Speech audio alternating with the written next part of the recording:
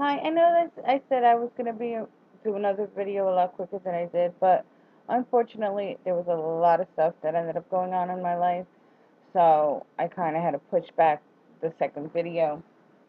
Um, Along with dealing with all the other adoption things that I've been dealing with, I'm also dealing with my husband being gone right now, which that's probably going to turn into another series, or I'm just going to incorporate it into this one. I really still haven't figured it out yet, which route I want to take with all the things going on. I'm trying to also get myself more comfortable. I would like to actually do the video blog with my face on there, but at this point, like I said in the last one, I'm kind of not at that point yet. And once I see more comments and more people actually following, then I'm probably going to go to the next step. But as for right now, I think I'm going to leave it this way. So I know where I ended off last time was about all the pain and how it's really hard to talk to people.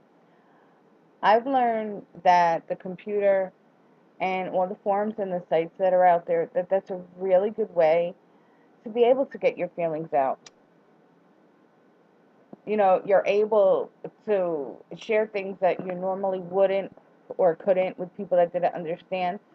But when you're on the computer and you're in those forums, it's a little bit easier to share because even though it might be judgmental to you, it's not like somebody sitting next to you being judgmental.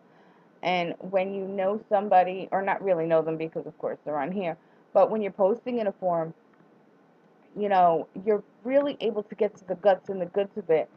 And you'll sit there and somebody will comment and you're like, wow, I'm not the only person that's been through this. And wow, I'm not so ostracized, eh, and they're not turning their nose up at me. And you're able to feel better because through the years, I've really learned it does burn a hole into you. It does change the person that you are. Now, parts of me, I know I would not be who I am today if it wasn't for what happened in my past, but I also don't know if I would be as strong as I was now or if it would be better. Not that I wouldn't change anything to have my babies next to me, but time has learned a lot of lessons. They've taught me a lot. There are still things that get to me a lot. I mean, so many things that still get to me. And having faith in other people, that is still really a hard thing to have because you always think there's something in the back of their minds or in the back of, their heads. Oh, okay. Yeah, they might be smiling at you, but what are they thinking? Even when I meet people to this day, if I don't know you or you didn't know me in the past, it's even hard to get into that lovely question, do you have kids? Because that just opens the floodgate to so many other things, and you sit there going, okay, then they're going to ask, can I see a picture? Then they're going to ask, where are they? What school are they going? All these other questions, and it's like, you really don't want to answer. And there's no way around it. It's like either way you're screwed. Because, all right, number one, all right, you say you have them. Then they want to hear the whole story, which, if I don't know you, I'm sorry. I'm not going to get into everything. Not that I'm ashamed or embarrassed about what happened, but I'm still not going to get into everything. Then if you say you don't, oh my God, how old are you? And you still haven't had any. So it's all, every road you go down, you're going to go through one thing. And that's another thing I'd like to hear from you guys. What do you answer when somebody asks you, do you have kids? Which road do you take, or do you try to avoid the subject altogether? Me personally, I try to change the subject and just get on to something else. Sometimes it works, and sometimes it don't. But I really like to get a feel of what other people go through and other people have. Now, I am very soon going to add another part to this on how I really feel about the system, which here in New Jersey is called DIFUS. I know other places I think it's called CPS. I know every state has their own terminology for it. Very soon I am going to open up my true feelings on how I feel about them, which I am sure is going to get a lot of comments that maybe some people aren't going to like how I feel, but If you've ever been through the system, you know they are really not anything that they say they are. They're completely opposite. But for a person who, God bless them, has never ever had to deal with them, they think it's this great, wonderful, place. Oh yeah, that they help kids that are, being beaten, abused, neglected, this and all the other things that they think, and oh, that they never bother a mother or a family or anything that does nothing wrong. That is complete and utter, excuse my language, bullshit. That is not true. They completely do not even follow the own guidelines that they follow. And especially in this state, I can only speak about this state because I don't know about other states. They change their rules as they go along. They change their feelings for how they seem fit for that day. They could tell you one thing today, and you know what? Tomorrow they'll come with the completely, excuse me, a completely other thing. That's why my total and complete goal for this series that I am doing and everything that I strive to do is to be able to at least give people an understanding and an inside grip of what the system is. So somebody who unfortunately has to deal with them, they know what the real ins and outs are, and they don't get fooled by, oh, you can call us if you need something and we'll help you. No, because if you call them and need something, they write that on their little yellow pads and they use it against you in every way, shape, or form. If you do not have money for a private attorney, you get beaten up so bad it's not funny. That's just like, the other side of the criminal justice system as well. If you don't have money for a private attorney, two people can be there for the same exact thing. If one has a public defender, they get sent away for God knows how long. But if they have a private attorney, oh, it's okay. Here's some probation. Here's a fine. Here's this. Maybe not even that much. And go about your business. That's why this whole system is the most completely screwed up system. And I know I'm going off the subject about adoption, but there are so many other things that go through, what we go through during the process of during and after. It just doesn't end once they are gone. Once they are gone, it starts the healing process. Which that healing process, at least personally for me, did not begin at the beginning because I held so much animosity, hate, guilt on my part for everything that went on. There was so many things going on that, I couldn't heal. And all that did was turn me it inverted me basically. And everything that I believed in and everything that I wanted to do and everything that I thought that I should do, you know what? That really did not happen. I ended up, you know, I can't even explain to you the person that I ended up being. But now, slowly but surely, I am getting back to what I need to do. I still have lots of problems. Yes, I'll admit that myself. There are still things I do.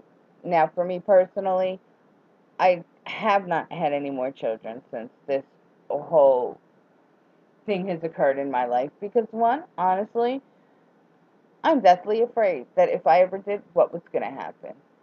You know, are they going to start this all over again? What's going to happen? And all these other things. So, I haven't even gotten to that point. I know there are people that have, and they've been successful, and everything has been okay. God bless you, and I'm glad you were able to do that. Now, the healing is taking a very long time. There are still certain days that I get down, and now with the other things that are going on in my life, I'm trying to make sure that I don't break again. I'm trying to make sure that I don't go down that path again of the hate and resentment and the anger because I don't want to lose that. I don't want to lose the part of me that is back, and I don't want to end up back in that black hole again. You know, so I'm trying. It's very hard, but I am trying. So I would like to hear. I know I've been blabbling on today, but I just want to give you all a quick update on what was going on. I'm trying to get this out there. I don't know how to get it to let more people see it and everything like that. Because for me, I don't, post this on my Facebook. I don't have all that stuff because I don't want people to see it. Not that I don't want people to see it, that just, defeats the purpose of what I'm doing. But there's people that are close to me that I really don't want them to see this yet. When I'm at the point that I do, I will let them. I just, right now, I don't want to face the judgment and the harshness and, hearing, oh, well, why couldn't you just talk to me like that? Well, if you've never been in that situation, you really can't, because it's really hard to try to explain that. Even your family, even the closest ones to you, it's very hard because they don't get it and they don't understand. And even though the clock always keeps ticking, the clock never stands still. So I am trying to make myself realize that, you know what, that clock is still ticking. And one day, by the blessings, and I hope so, one day with all my hope and willingness, I will see my babies again. And I had to really sit there and think, what do I want my children to see at that time, especially since they'll be young adults at that time when I do see them again. What do I want them to see? Do I want them to see a broke and shattered woman who cannot hold her own and cannot hold her head up high and is maybe, God forbid, a drunk, a drug addict, whatever the case may be? Do I want them to see that?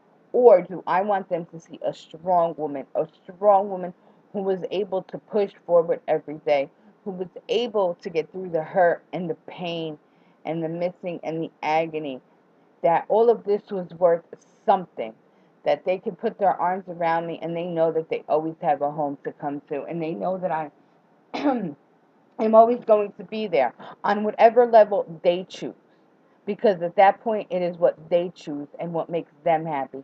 My feelings are not the important ones. Their feelings are what makes them comfortable. So even if I am allowed and graced enough to have a small part, at least a tiny percentage in their life, then I will be grateful for that. But for me to be able to have even that smallest grain of salt, I have to be strong and I have to be healthy and I have to be okay. And everything has to be good. So I think I'm going to end here right now. I will do a new one real quick where I write it down and don't go off topics and from here, here, and there, and everywhere else. Just trying to get everyone to get a feel for what I'm thinking, so you can, so you can understand what I'm going through.